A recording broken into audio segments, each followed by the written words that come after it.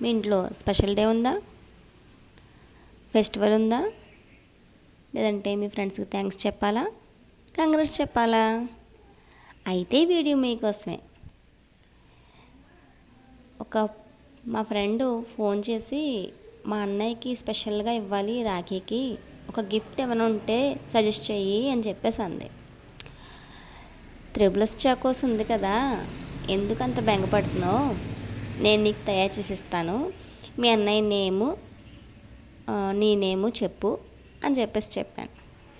తను చాలా ఎగ్జైట్ అయిపోయి, అవునా నువ్వు చేస్తున్నావా, సరే అయితే కంపల్సరిగా పెడతాను అని చెప్పేసింది.